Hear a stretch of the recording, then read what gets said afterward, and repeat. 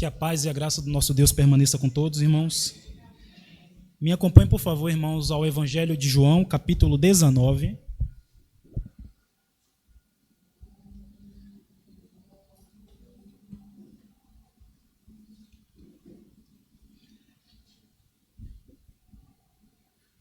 Evangelho segundo João, capítulo 19, nós leremos do versículo 23 ao 37.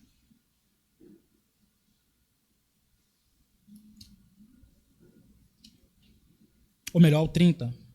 Evangelho de João, capítulo 19, do verso 23 ao 30. Vamos começar dele.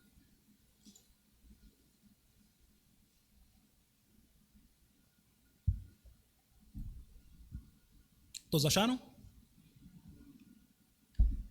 Os soldados, pois, quando crucificaram Jesus, tomaram-lhe as vestes e fizeram 4 partes. Para cada soldado uma parte. E pegaram também a túnica. A túnica, porém, era sem costura, toda tecida de alto a baixo.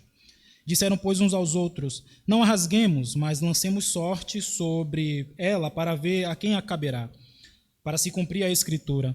Repartiram entre si as minhas vestes e sobre a minha túnica lançaram sortes.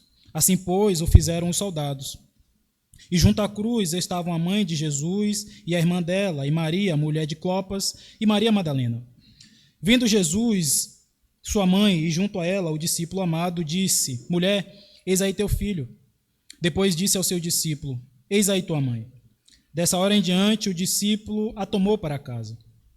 Depois, vendo Jesus que tudo já estava consumado para se cumprir a Escritura, disse, tenho sede. Estava ali um vaso cheio de vinagre, embeberam de vinagre uma esponja e, fixando-a em um caniço de sopo, lhe achegaram a boca. Quando, pois, Jesus tomou o vinagre, disse, está consumado. E, inclinando a cabeça, rendeu o espírito. Continuando, irmãos, verso 31. Então os judeus, para que o sábado não ficassem os corpos na cruz, visto como era a preparação, pois era grande o dia daquele sábado, rogaram a Pilatos que se quebrassem as pernas e fossem tirados. Os soldados foram e quebraram as pernas ao primeiro e ao outro com quem ele tinha sido crucificado. Chegando-se, porém, a Jesus, como vissem que já estava morto, não lhe quebraram as pernas, mas um dos soldados lhe abriu ao lado com uma lança e logo saiu sangue e água. Aquele que isto viu testificou, sendo verdadeiro o seu testemunho, e ele sabe e diz a verdade para também vós creais. E isto aconteceu para se cumprir a Escritura. Nenhum dos seus ossos será quebrado. E outra vez diz a Escritura, eles verão aquele a quem transpassaram. Amém. Vamos orar. Soberano Senhor, diante da Tua palavra nós nos apresentamos e te pedimos a iluminação do Teu Espírito Santo. Porque só através dele, ó Deus, verdadeiramente nós compreendemos. Ó Deus, como nós aprenderemos se não houver quem ensine? Então te pedimos, Pai, aplica a Tua palavra em nossos corações, abre os nossos olhos, tira as escamas, ó Deus, que porventura possa existir na nossa visão, para que nós possamos compreender claramente as Tuas verdades, e não só compreendê-las, Pai, mas colocarmos em prática em nossas vidas. Nós te rogamos, Senhor, que esta exposição, que esta palavra venha, ó Deus, a suprir todas as nossas necessidades em Cristo Jesus. É no nome dele que nós oramos e também te agradecemos. Amém. Nós vemos aqui, irmãos, os últimos instantes narrados pelo apóstolo João da vida do Senhor Jesus Cristo. A crucificação. João já havia narrado o interrogatório que Jesus tinha sofrido por Pilatos. João já havia narrado anteriormente a própria escolha da multidão por Jesus, ou melhor, por Barrabás ao invés de Jesus. E agora João ele narra esses momentos em que Jesus está crucificado, onde os soldados repartem suas vestes, entre esse momento em que o próprio Jesus Cristo ele rende o Espírito. Mas diferente das outras narrativas por João, é interessante que nós observemos que aqui João ele dá uma ênfase quando ele faz determinada observação a respeito de Jesus. Por 3 ou 4 vezes João enfatiza, ora, isso aconteceu para se cumprir a Escritura. João aqui, irmãos, ele adota a mesma estratégia, a mesma posição do evangelista Mateus. Quando nós lemos o Evangelho de Mateus, nós vamos ver que Mateus, sempre quando ele faz determinada explicação, determinado apontamento a respeito do que aconteceu com Jesus, ele vai fazer essa afirmativa, ele vai dar essa ênfase. Ora, isso aconteceu para se cumprir o que foi dito por intermédio do profeta Jeremias, profeta Isaías e tantos outros profetas. Então, irmãos, com o objetivo, obviamente, de fazer com que judeus acreditassem que aquilo que estava acontecendo com o Senhor Jesus Cristo já havia sido dito anteriormente pelos profetas. Então, aquele evento, aquele momento, já estava anunciado por Deus através dos profetas há muito tempo, ratificando, confirmando que aquele ali verdadeiramente era o Messias, o Filho de Deus que havia de vir ao mundo para se entregar e salvar a humanidade caída. Ora, isso aconteceu para se cumprir a Escritura. Então nós vemos aqui, irmãos, a relação direta que deve haver entre o ser humano e a Escritura. E é exatamente sobre isso que eu quero meditar com os irmãos, a nossa relação, a relação do crente com as Escrituras. E a primeira observação, irmãos, que nós temos que considerar, que nós devemos levar em consideração, é que qual é o teor, qual é a mensagem que as Escrituras apresentam? O que é que de fato deve ser destacado e enaltecido nas Escrituras? O versículo vai nos ajudar que, não só no Novo Testamento, mas no Antigo Testamento, o teor das Escrituras é Jesus Cristo. A mensagem principal das Escrituras é o Senhor Jesus Cristo. Há quem diga, irmãos, que nós estamos na época da lei, ou melhor, debaixo da graça e não mais da lei. E é bem verdade. Nós estamos debaixo da graça, mas isso não implica que nós temos que rejeitar ou que o Antigo Testamento não tenha mais validade para nós. Tanto o Antigo Testamento quanto o Novo Testamento, eles apontam para Jesus. Eles falam de Jesus. Quando nós lemos Salmos, os Salmos apontam para Jesus. Quando nós lemos os profetas apontam para Jesus. Quando nós lemos o Pentateuco, a lei de Moisés, ali aquelas cerimônias, as festas, todas elas eram, como o pastor Cândido gosta de dizer, eram um memorial didático, tinha um cunho pedagógico, com o objetivo de apontar para Jesus. Então, Jesus Cristo é o centro, é o teor principal das Escrituras, tanto no Antigo Testamento quanto no Novo Testamento. Quando nós olhamos mais à frente, lá no início, na época dos patriarcas, Jesus Cristo ali é anunciado. No Gênesis, Jesus já é anunciado como aquele que iria esmagar a cabeça da serpente. Em Abraão, quando o próprio Abraão diz que Deus proveria o cordeiro para o sacrifício, Jesus Cristo ali já estava sendo anunciado, porque o próprio Deus proveu os cordeiro, o cabrito que foi imolado em substituição de Isaac, prefigurando o cordeiro de Deus, como diz João Batista, que viria ao mundo para perdoar os pecados. Então Jesus é o teor principal das Escrituras, e essa mensagem ela era pregada pelos apóstolos e pelos nossos irmãos na igreja primitiva. Quando nós vamos para Atos capítulo 18, faz referência a um homem conhecido, um homem eloquente, cheio do conhecimento da palavra de Deus. O nome dele era Apolo. A Bíblia diz o seguinte: nesse meio tempo chegou Éfeso, um judeu natural de Alexandria, chamado Apolo, homem eloquente e poderoso nas Escrituras. Era ele instruído no caminho do Senhor, e sendo fervoroso de espírito, falava e ensinava com precisão a respeito de Jesus, conhecendo apenas o batismo de João. Ele, pois, começou a falar ousadamente na sinagoga. Ouvindo, porém, Priscila e Áquila, tomaram-no consigo e com mais exatidão lhe expuseram o caminho de Deus. Querendo ele percorrer a Acaia, animaram os irmãos e escreveram aos discípulos para o receberem.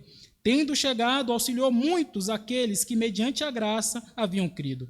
Porque com grande poder convencia publicamente os judeus, provando por meio das Escrituras que o Cristo é Jesus. Apolo, um homem eloquente, cheio da graça de Deus e do conhecimento de Deus, conhecia apenas o batismo de João, mas ele já anunciava Jesus Cristo. Tendo um contato mais próximo com Priscila e Áquila, que já eram discípulos de Cristo, conhecendo de forma mais ampla o Evangelho, sua mente é esclarecida e ele agora começa a ajudar toda a comunidade cristã, provando aquela igreja, provando aos judeus daquela vizinhança, daquela cidade, daquele local, que Jesus Cristo era o Senhor, através das Escrituras. Que o Cristo que havia de vir era o próprio Cristo que foi crucificado no madeiro. Essa Esse é o teor da mensagem. Essa é a mensagem principal contida nas Escrituras, ministrada pelos apóstolos e pelos irmãos da igreja primitiva. O próprio Paulo vai dizer à igreja em Coríntios, capítulo 1, verso 15, versículo 1 em diante: Irmãos, venho lembrar-vos o evangelho que vos anunciei, o qual recebestes e no qual ainda perseverais. Por ele também sois salvos, se retiverdes a palavra tal como vô-la preguei, a menos que tenhais crido em vão. Antes de tudo, vos entreguei o que também recebi, que Cristo morreu pelos nossos pecados, segundo as Escrituras, e que foi sepultado e ressuscitou ao terceiro dia, também segundo as Escrituras. O teor, a mensagem principal que os apóstolos, os nossos irmãos da igreja primitiva, extraíam das Escrituras, de tantas outras bênçãos, de tantos outros teores, de tantas outras mensagens que tinham na palavra de Deus, o foco principal era Jesus, e este crucificado. O próprio Senhor Jesus Cristo vai utilizar das Escrituras para falar de si mesmo. No Evangelho de Lucas, ele vai falar com seus discípulos que não tinham crido, que estavam desanimados, que estavam entristecidos porque Jesus havia morrido. E Jesus se apresenta diante deles sem que eles o reconheçam e diz: honestos e tardos de coração para crer em tudo o que os profetas disseram. Porventura, não convinha que o Cristo padecesse e entrasse na sua glória? E começando por Moisés, discorrendo por todos os profetas, expunha-lhes o que a seu respeito constava em todas as Escrituras. Percebemos, irmãos, que a base para a pregação dos apóstolos, que a base para a pregação dos nossos irmãos e a base da pregação do próprio Senhor Jesus Cristo eram as Escrituras, desde o Antigo Testamento. Até porque, naquele momento, o Novo Testamento ainda estava sendo produzido. Na verdade, eles estavam vivendo ainda, de forma intensa, a pregação do Evangelho, a expansão do Evangelho, a fundação das igrejas, e a base que eles tinham para anunciar Jesus Cristo como Senhor, como Mestre, como Messias, era justamente o Antigo Testamento, era justamente as Escrituras. Irmãos, o conteúdo da mensagem, tanto no Antigo Testamento quanto no Novo, é revelar Jesus Cristo como Messias e a sua obra salvífica a favor do homem caído. O Antigo Testamento é fonte de riqueza e revela a maior riqueza de todas, o Senhor Jesus Cristo. Eu já citei essa frase aqui outras vezes e gosto dela. Um pregador chamado Stuart Elliott, ele diz: não abra sua Bíblia sem antes fazer uma oração. E nunca a feche sem antes ter encontrado Cristo nela. Você vai encontrar Jesus Cristo em Gênesis a Apocalipse. Jesus está contido em cada versículo, em cada texto, em cada parte das Escrituras, nos Salmos, nos profetas, na lei de Moisés. A maior fonte de riqueza que nós podemos encontrar nas Escrituras é o Senhor Jesus Cristo. E essa é a relação principal que nós temos que ter com as Escrituras, encontrar Jesus nela. Muitos enfatizam as bênçãos, muitos enfatizam os milagres, muitos enfatizam as festas, muitos enfatizam tantas outras coisas, mas acabam escanteando o Senhor Jesus Cristo, enquanto as Escrituras todas convergem e apontam para o único Senhor e Salvador da nossa alma, o Mestre Jesus. Em segundo lugar, irmãos, após de nós termos essa consciência de que a nossa relação com as Escrituras é de conhecer a sua mensagem, conhecer o seu conteúdo, conhecer o seu principal objetivo, que é revelar Cristo, nós temos que entender que a relação do crente com as Escrituras é de sofrimento. O sofrimento é uma evidência do cumprimento das Escrituras na vida do crente. E nós vamos perceber isso no versículo 23 e 24. Os soldados, pois, quando crucificaram Jesus, tomaram-lhe as vestes e fizeram 4 partes, para cada soldado uma parte, e pegaram também a túnica. A túnica, porém, era sem costura, toda tecida de alto a baixo. Disseram, pois, uns aos outros: não a rasguemos, mas lacemos sorte sobre ela, para ver a quem caberá.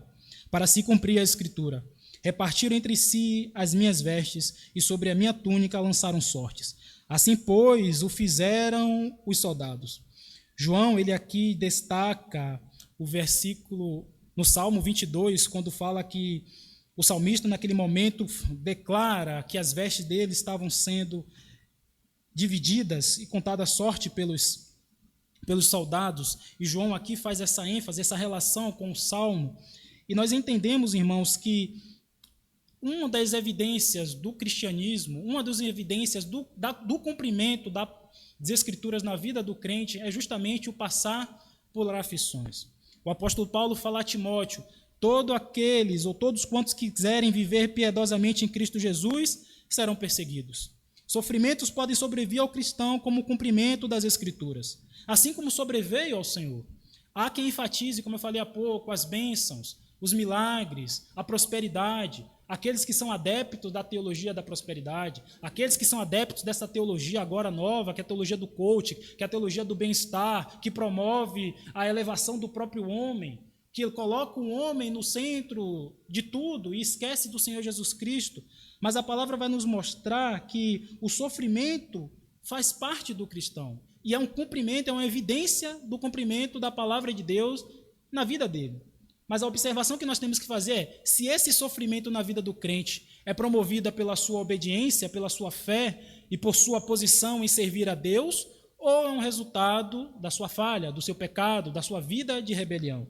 E é isso que o apóstolo Pedro ele vai fazer essa ênfase, essa distinção, vai nos chamar a atenção em relação a isso. 1 Pedro 4, 12 a 6, ele vai dizer: amados, não estranheis o fogo ardente que surge no meio de vós, destinado a provar-vos, como se de alguma coisa extraordinária vos estivesse acontecendo.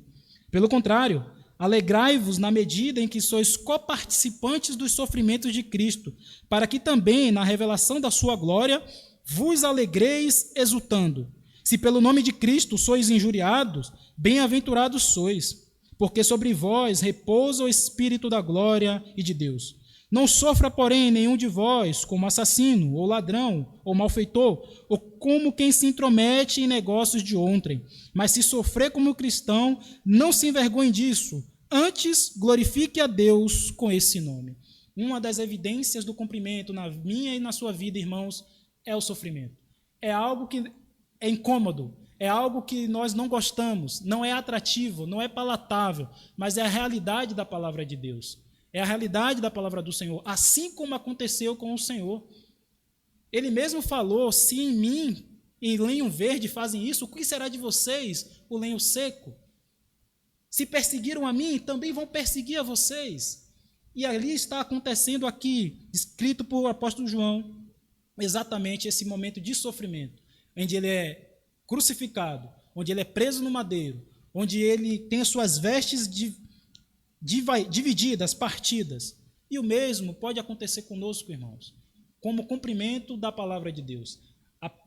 O cumprimento da palavra de Deus, a relação do crente com as Escrituras, também é de sofrimento.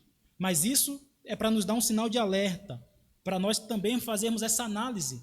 Poxa, eu estou sofrendo porque estou sendo fiel ao Senhor? Estou sofrendo porque minha vida é uma vida dedicada ao Senhor e isso é uma consequência, a opressão, a perseguição porque eu estou servindo a Cristo ou porque minha vida, infelizmente, não está ainda de acordo da maneira com que Ele deseja. Mas como Ele diz, mas se você sofre como cristão, não se envergonhe disso, antes glorifique a Deus com esse nome. Foi assim que aconteceu com os apóstolos. Logo que eles foram presos e as autoridades judaicas disseram: olha, não preguem sobre esse nome, açoitaram o apóstolo Pedro, açoitaram o apóstolo João e mandaram ele embora. Mas eles saíram regozijando, alegres por se tornarem dignos de sofrer pelo nome de Jesus. É esse o sofrimento, irmãos, que é glorioso. É esse o sofrimento que glorifica ao próprio Deus. Sabermos que estamos sofrendo não só como um resultado natural da vida humana, um sofrimento comum a todos, mas um sofrimento que é proveniente da nossa dedicação e da nossa fidelidade ao Senhor, um sofrimento que é resultado da nossa fé no Senhor, um sofrimento que é resultado de cumprimento das Escrituras. Então, quando nós olhamos esse sofrimento acontecendo em nós e nós percebemos: é Deus, ou melhor, a palavra de Deus se cumprindo na minha vida. É a palavra do Senhor que está se manifestando na minha vida. Isso deve gerar em nós não esse pesar, não essa sensação de que Deus o esqueceu, ou que você está afastado, e que Deus não está atento ao seu sofrimento. Pelo contrário, como os apóstolos, nós também temos que ter esse sentimento de alegria. Eu estou sofrendo, louvado seja Deus, porque esse sofrimento é o cumprimento da palavra de Deus em mim, e Deus está sendo glorificado também por isso. O sofrimento é uma relação do crente com as Escrituras. Em terceiro lugar, irmãos, o que nós podemos observar e extrair desse texto com relação à as Escrituras e o cristão é que o crente, a relação do crente com as Escrituras deve ser de obediência. Nós vimos que o teor da mensagem das Escrituras é Jesus Cristo, nós vimos que nós temos essa evidência de que temos essa relação mais profunda com a palavra de Deus através do sofrimento, mas também nós temos que entender que a nossa relação com as Escrituras é uma relação de obediência. Nós vemos aí no versículo 25 e 27. E junto à cruz estavam a mãe de Jesus e a irmã dela, e Maria, mulher de Clopas, e Maria Madalena. Vendo Jesus sua mãe junto a ela, o discípulo amado vendo Jesus sua mãe e junto a ela o discípulo amado, disse: Mulher, eis aí teu filho. Depois disse ao discípulo: Eis aí tua mãe. Dessa hora em diante o discípulo a tomou para a casa. Mesmo no momento mais agonizante da sua vida, irmãos, o Senhor Jesus Cristo, ele demonstra uma obediência à lei de Deus. Ele demonstra uma obediência à lei de Deus ao demonstrar exatamente esse cuidado por sua própria mãe. Naquele momento ali em que Jesus olha para João e diz: João, eis aí tua mãe, e olha para Maria, Maria, eis aí teu filho, Jesus estava ali cumprindo, obedecendo o 5º mandamento, que orienta: honra o teu pai e a tua mãe. Porque naquele momento, irmãos, naquela época, o homem, o primogênito, o mais velho, ele era o responsável pelo sustento, ele era o responsável pela provisão, ele era o responsável por manter a casa na ausência da figura paterna. Então, Jesus, como o primogênito, e sabendo da condição específica da sua mãe, provavelmente já viúva, com 50 e poucos anos e sem muitos recursos, ele sabia da sua dificuldade, da dificuldade que ela passaria, sem ter uma pessoa para prover o seu sustento, sem ter alguém, um braço forte, um homem, a figura masculina, para sustentar o seu lar. Então, Jesus, naquele momento, ele diz: eu vou cumprir este mandamento, honrando a minha mãe e honrando o meu pai, honrando a minha mãe, dizendo: mulher, eis aí o teu filho.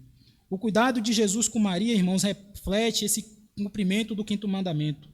Como filho mais velho, ele já tinha essa responsabilidade, o cuidado com sua mãe. Interessante, irmãos, que mesmo no momento agonizante, Jesus não deixou de cumprir e de obedecer às Escrituras. Isso nos faz tirar uma lição de que o sofrimento que nós passamos não é justificativa ou impedimento para nós obedecermos a Deus. Nós não podemos deixar de obedecer a Deus porque estamos sofrendo. Eu não fiz isso porque eu estou passando por essa luta. Eu deixei de cumprir esse determinado mandamento porque eu estou sendo afligido. Não. O nosso maior exemplo, o nosso maior referencial, Jesus Cristo, preso no madeiro, sendo humilhado, sendo escarnecido, zombado, sofrendo fortes dores, ele não deixou de honrar a palavra de Deus, de honrar as Escrituras, mesmo nesse momento tão difícil e triste. Quanto mais nós que não sofremos nem a metade do que ele sofre. Quanto mais nós que não passamos nem pela metade daquilo que ele e os apóstolos passaram. Então, sofrimento não é uma desculpa para deixarmos de obedecer às Escrituras, porque o Senhor, ele obedeceu às Escrituras também no sofrimento, também no momento de angústia. Ao apresentar João como sendo um novo filho de Maria, Jesus não cumpre apenas o 5º mandamento, mas também o de amar o próximo como a si mesmo. Lembra quando Jesus, conversando com as autoridades, perguntou qual era um dos maiores mandamentos? Amar a Deus acima de todas as coisas, e o 2º mandamento, semelhante a esse, e o teu próximo como a ti mesmo. Então, também nós podemos e devemos manifestar essa relação, irmãos, com o nosso próximo, também nas Escrituras, mesmo diante do sofrimento. Também mostrar essa relação de afetividade, essa relação de carinho, essa relação de consideração. Porque Jesus, naquele momento, ele não honra apenas a sua mãe, mas ele honra também e tem essa consideração com o seu próximo. Da mesma forma somos nós. Nós também devemos manifestar esse cuidado, mesmo passando também pelas aflições e pelos transtornos da vida. Jesus não deixou de obedecer às Escrituras, mesmo passando pelo pior momento da sua vida. Da mesma forma somos nós, irmãos. Nós não devemos ou vamos permitir que as aflições nos impeçam de obedecer à palavra de Deus. Não podemos permitir que as dificuldades nos impeçam de servir a Deus e ser fiel ao que Ele nos ordena.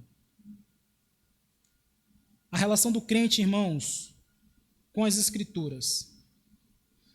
A relação do crente com o cumprimento das próprias Escrituras. No versículo 28 a 30, diz o seguinte: Depois, vendo Jesus que tudo já estava consumado para se cumprir as Escrituras, disse: Tenho sede. Estava ali um vaso cheio de vinagre. Embeberam de vinagre uma esponja e, fixando-a num caniço de sopo, lhe chegaram à boca. Quando, pois, Jesus tomou o vinagre, disse: Está consumado, e, inclinando a cabeça, rendeu o espírito. Por falar em tenho sede. Percebam, irmãos, que mesmo em um momento tão agonizante e tão terrível para qualquer homem, e obviamente esse estado era pior ainda para o Filho de Deus, que não merecia estar naquela condição, mesmo estando numa condição de tortura e de vexame, o nosso Senhor Jesus Cristo, ele não estava alheio ao que estava acontecendo com ele. Ele não estava alheio ao que estava acontecendo ao seu redor. Mesmo em uma situação tão crítica, ele não estava pensando só no seu estado. Ele tinha plena consciência que naquele momento as Escrituras estavam se cumprindo, que ali estava se cumprindo a palavra de Deus. Da mesma forma, nós, irmãos, nós não podemos deixar que os nossos afazeres diários, as nossas lutas, as nossas lidas, os cuidados com o mundo tirem a nossa percepção de que as Escrituras estão se cumprindo. Seja de maneira local, seja na nossa casa, seja no trabalho, seja na vizinhança, seja na nossa igreja, nós temos que ter esse entendimento de que a palavra de Deus ela está se cumprindo. Jesus, na situação mais crítica, ele teve discernimento. A palavra de Deus está se cumprindo. Lucas, capítulo 12, 54 a 56, vai dizer o seguinte: Dizia ele à multidão: Quando vocês veem uma nuvem se levantando no ocidente, logo dizem: vai chover, e assim acontece. E quando sopra o vento sul, vocês dizem: vai fazer calor, e assim ocorre. Hipócritas, vocês sabem interpretar o aspecto da terra e do céu, como não sabem interpretar o tempo presente? Nós temos a capacidade, irmãos, de identificar os sinais e fenômenos da natureza, mas muitas vezes negligenciamos os sinais dos fins dos tempos. Ouvimos falar de guerra, rumores de guerra, de pandemias, de crises econômicas, de desastres naturais, e às vezes nos comportamos como aqueles que não têm esperança. Até as pessoas que não têm esperança, quando vêm determinados desastres, elas se chocam e dizem: nossa, é o fim do mundo. Mas para por aí. Para elas não tem mais nenhum sentido, não tem mais nenhum significado, não tem nenhuma outra representatividade. Mas para nós que vemos o cumprimento dessas coisas, nós temos que entender que a nossa esperança ela está mais próxima, a nossa redenção está mais próxima do que nós imaginamos. E por que nós temos que ter essa percepção, irmãos? Para, primeiro, identificar o cumprimento das Escrituras. Por que nós temos que ter essa percepção do cumprimento das Escrituras no nosso dia a dia? Para não sermos pegos de surpresa. O próprio Senhor Jesus Cristo vai dizer isso também, Lucas. Acautelai-vos por vós mesmos, para que nunca vos suceda que o vosso coração fique sobrecarregado com as consequências da orgia, da embriaguez, das preocupações deste mundo, e para que aquele dia não venha sobre vós repentinamente como um laço, pois há de sobrevir a todos que vivem sobre a face de toda a terra. Vigiai, pois, a todo tempo, orando para que possais escapar de todas estas coisas que têm de suceder e estar em pé na presença do Filho de Deus. Nós temos que estar atentos ao cumprimento das Escrituras para não sermos pegos de surpresa. Nós não somos como aqueles que não têm esperança, que vê determinado desastre, nos chocamos, mas no dia seguinte vivemos a nossa vida dissolutamente. Apenas vem na nossa memória, mas isso não gera nenhum tipo mais de comoção, não gera nenhum tipo mais de transformação. Não gera aquela convicção de que há algo errado em mim, que eu preciso mudar, e que se eu não fizer algo, e se eu não buscar verdadeiramente o Senhor, eu também farei parte desse sofrimento, porque Deus vai manifestar de forma cabal a sua ira, e todos aqueles que não se arrependeram, todos aqueles que não reconheceram, sofrerão penalidade eterna, como diz as Escrituras. Então nós temos que olhar para o cumprimento das Escrituras, nós temos que estar sensíveis ao cumprimento das Escrituras para não sermos pegos de surpresa. E em segundo lugar, porque nós temos que ter essa percepção do cumprimento das Escrituras, por ser isso de motivo, irmãos, de esperança para nós. Jesus diz: haverá sinais no sol, na lua, nas estrelas, sobre a terra angústia entre as nações, em perplexidade por causa do bramido do mar e das ondas. Haverá homens que desmaiarão de terror e pela expectativa das coisas que sobrevirão ao mundo, pois os poderes dos céus serão abalados. Então se verá o Filho do Homem vindo numa nuvem com poder e grande glória. Ora, ao começar estas coisas a suceder, exultai e erguei a vossa cabeça, porque a vossa redenção se aproxima.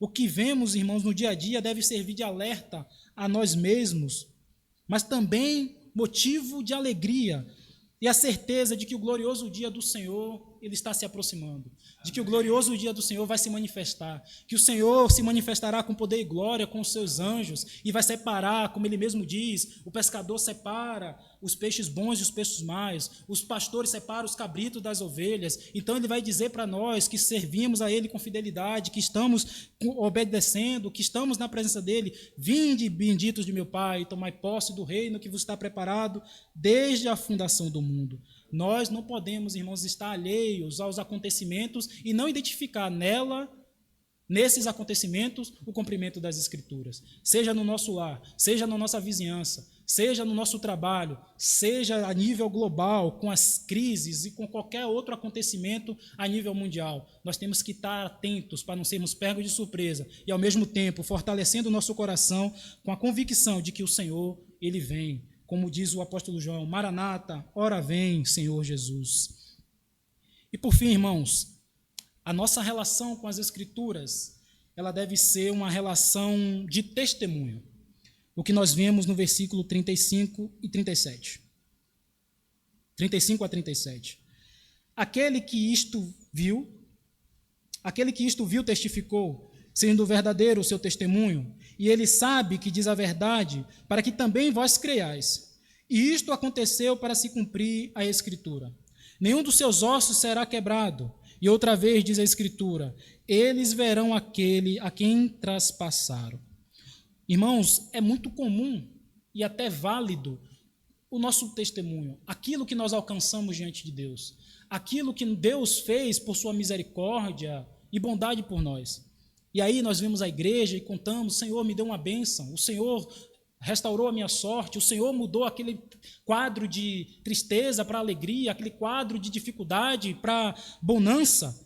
Mas o nosso testemunho pessoal, irmãos, ele pode gerar até um ânimo, ele pode gerar até uma alegria, um contentamento na comunidade, no Arraial dos Santos. Mas o nosso testemunho pessoal, ele não tem o poder transformador, ele não tem o poder de gerar a salvação quanto o testemunho do Senhor Jesus Cristo. O nosso testemunho não tem o poder de gerar a salvação quanto o testemunho daquilo que Jesus Cristo fez por nós. João diz que o testemunho é para que nós venhamos a crer. No final desse mesmo evangelho, o próprio João diz que os sinais foram escritos para nós cremos nele e para que, crendo, nós tenhamos vida no seu nome, no nome de Jesus. Por isso, o testemunho de Jesus, o testemunho pessoal, ele pode até gerar um ânimo, ele pode até gerar um contentamento, pode gerar glórias e louvores a Deus, mas o testemunho de Jesus é o único que pode gerar e salvação. Não é o testemunho do pastor, não é o testemunho do diácono, não é o testemunho do presbítero, mas o testemunho da cruz de Cristo, que tem o poder de transformar e de salvar o homem caído. Amém. O testemunho da cruz de Cristo, como cumprimento das profecias, irmãos, é a base da nossa fé. Esses versículos nos mostram que a vida e a morte de Jesus estão fundamentados na palavra de Deus, e é nosso dever como cristãos testemunhar dessa verdade. O testemunho de João, como testemunho ocular da crucificação, afirma que seu relato é verdadeiro. Ele registra os acontecimentos para que os leitores creiam que Jesus, de fato, é o Filho de Deus e o Salvador. A nossa relação como crente, irmãos, com a Escritura deve ser também daqueles que compartilham fielmente a verdade da palavra, com base na experiência de Cristo, não na nossa experiência própria. Como João, nós devemos viver e proclamar o Evangelho para que outros creiam. Como o próprio apóstolo diz: mas vós receberão poder quando o Espírito descer sobre vocês, e serão minhas testemunhas. João, irmãos, conecta os eventos da crucificação com as profecias do Antigo Testamento. Nenhum dos seus ossos seriam quebrados, como diz o capítulo 12 de Hebreus. Olharão para aqueles a quem traspassaram. Irmãos, refere-se à rejeição a que Jesus sofreu, a futura conversão de Israel ao reconhecê-lo como Messias. Vai chegar o dia de que aqueles que transpassaram o Senhor irá olhá-lo fixamente para eles e vão ver, e vão sentir amargamente a crueldade que eles sentiram e vão receber a sua justa recompensa. O crente, irmãos, nós como crentes devemos reconhecer a centralidade na cruz, no plano redentor do nosso Deus. O testemunharmos da cruz, nós apontamos continuamente para a fidelidade de Deus e para as suas maravilhosas promessas. Lucas diz, e começando por Moisés e todos os profetas, explicou-lhes o que constava a respeito dele em todas as Escrituras. Testemunhar da cruz é demonstrar em palavras ações que Jesus é o cumprimento da lei, cumprimento dos profetas e o Salvador da humanidade. A cruz, como diz Paulo, a palavra da cruz certamente é loucura para os que se perdem, mas para nós que somos salvos é poder de Deus. Diante desses pontos, irmãos, que nós analisamos, qual deles nós estamos, de fato, carecendo de uma melhora, carecendo de um ajuste? Nós estamos verdadeiramente tendo Jesus como o teor, de fato, das Escrituras? E como é que nós temos e encontramos Jesus nas Escrituras? Tendo o exame contínuo, mantendo uma relação mais próxima, mais íntima com a palavra de Deus diariamente, como diz o salmista, meditando na palavra do Senhor dia e noite, como foi a ordenança de Deus para Josué, medita na minha palavra dia e noite para teres o cuidado de cumprir o que tudo nela está escrito. Será que nós entendemos ou murmuramos porque as nossas lutas e dificuldades, elas têm tirado o nosso sono? Ou temos entendido que é o cumprimento da palavra de Deus e que isso deve gerar em nós alegria, porque nós não estamos sofrendo por causa do nosso pecado, mas por causa da nossa fidelidade ao Senhor e por causa da nossa dedicação a Ele. Como Ele mesmo diz, no mundo tereis aflições. Será que nós estamos entendendo e conseguindo compreender que as Escrituras estão apontando para o desfecho final da humanidade e que esses sinais estão evidentes todos os dias, quando nós ligamos a TV e vemos os jornais, os anúncios de guerras, os anúncios que abalam o sistema econômico, os anúncios que abalam as relações, guerra entre Israel, Ucrânia e a Rússia e tantos outros rumores de guerra? Estamos entendendo ou isso tudo está passando despercebido, está passando alheio aos nossos pensamentos? Ou será que nós estamos efetivamente, irmãos, cumprindo tudo isso que nós avaliamos? Se nós estamos, que o Senhor nos conceda a graça para permanecermos. Mas se tem algo que está faltando em nós e que nós precisamos corrigir, que Ele também nos habilite para podermos nos arrepender, nos corrigirmos e andarmos em conformidade com aquilo que as Escrituras nos orientam e termos uma boa relação com a palavra do nosso Deus. Que o Senhor aplique a sua palavra em nossos corações.